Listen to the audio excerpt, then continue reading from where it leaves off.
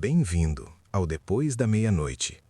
Se você voltou, é porque algo aqui te chamou de novo. Talvez seja curiosidade, talvez seja coragem, ou talvez algo esteja observando junto com você. Aqui, cada história é um fragmento do desconhecido.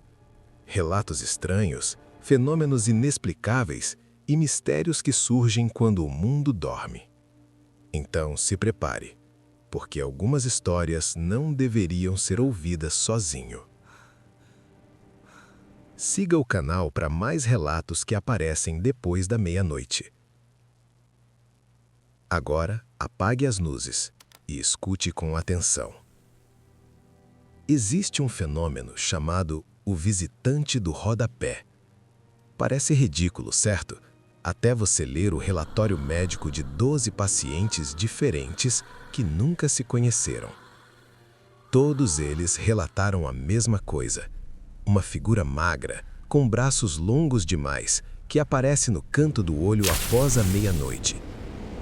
Ela nunca se move enquanto você olha diretamente, mas a cada vez que você pisca, ela está 5 centímetros mais perto. Um desses pacientes decidiu colocar uma câmera de alta velocidade. O que ele captou não foi uma pessoa, foi uma falha na realidade. A figura não se movia, ela teleportava entre os frames da existência.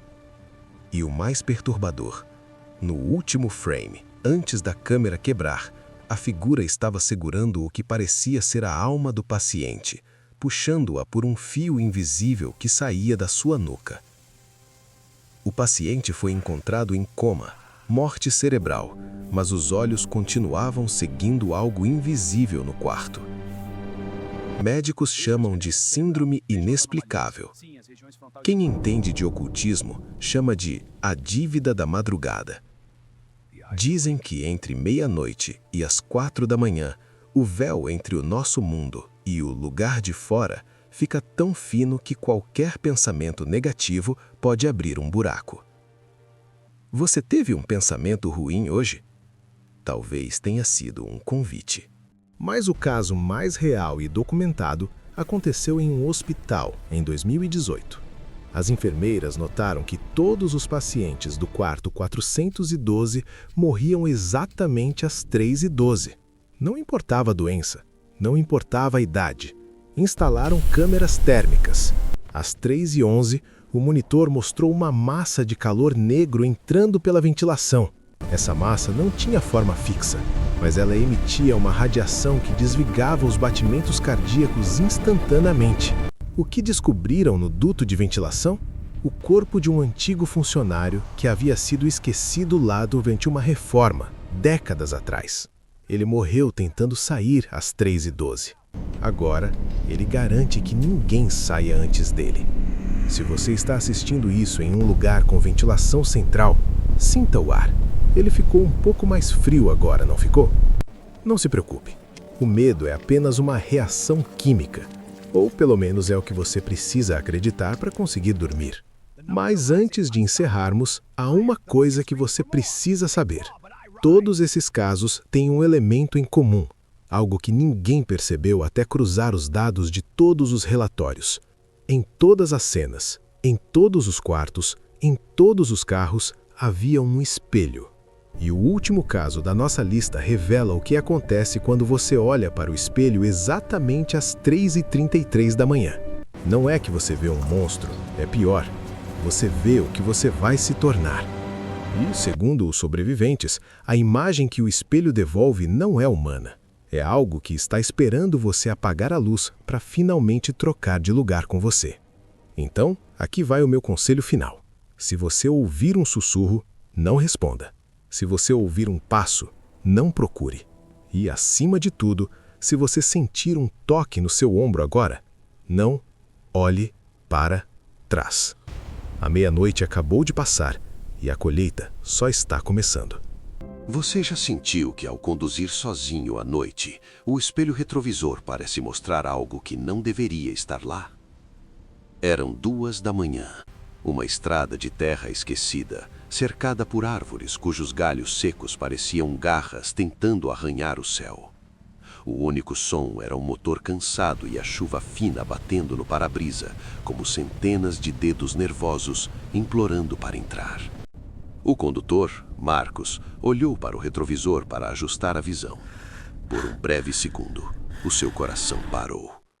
2 olhos amarelos, dilatados e sem pálpebras, estavam fixos na nuca dele, vindo exatamente do centro do banco de trás.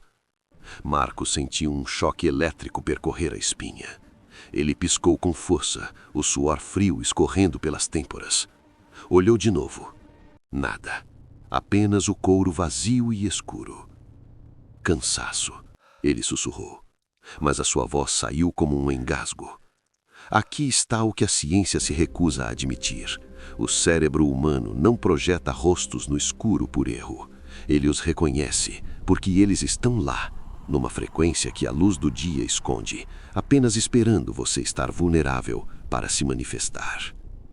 De repente, o silêncio foi estraçalhado. Pi, pi, pi, pi. O sensor de cinto de segurança do banco traseiro acendeu no painel. Vermelho vivo. Alguém ou algo tinha acabado de aplicar um peso colossal sobre o assento. Marcos sentiu a traseira do carro baixar, como se um passageiro de 200 quilos tivesse acabado de se acomodar. O ar dentro do veículo ficou instantaneamente gélido, carregado com um cheiro insuportável de carne podre misturada com terra úmida de cemitério. Ele não parou. Ele sabia que se o carro chegasse a 0 km por hora, as portas destrancariam automaticamente pelo sistema de segurança. Ele acelerou, os pneus derrapando na lama. E então, ele sentiu o toque.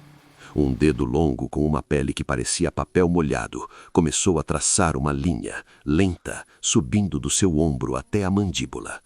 Marcos tentou gritar, mas a sua garganta estava travada pelo terror puro.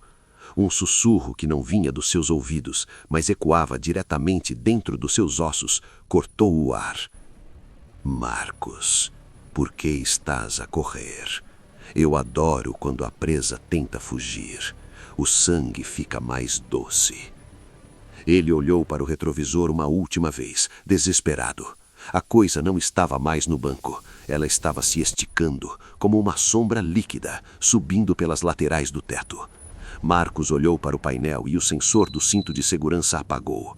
Mas não porque a coisa tinha saído, e sim porque ela agora estava flutuando exatamente acima da cabeça dele, presa ao teto como uma aranha humana, com o rosto virado para baixo, a milímetros do seu couro cabeludo. Ele sentiu uma gota de algo viscoso e quente cair na bochecha.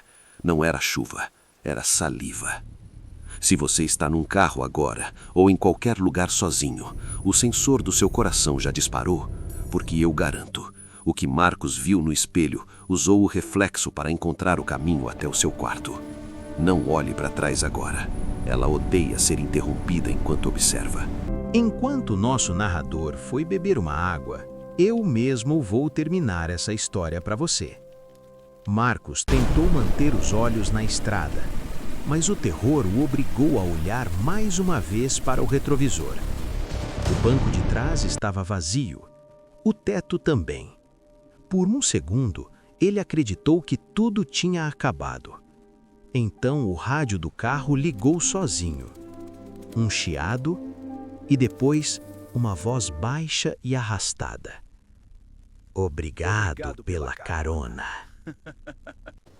Na manhã seguinte, o carro de Marcos foi encontrado parado no meio da estrada de terra. O motor ainda estava ligado e a porta do motorista estava aberta. Mas Marcos, ninguém jamais soube o que aconteceu com ele.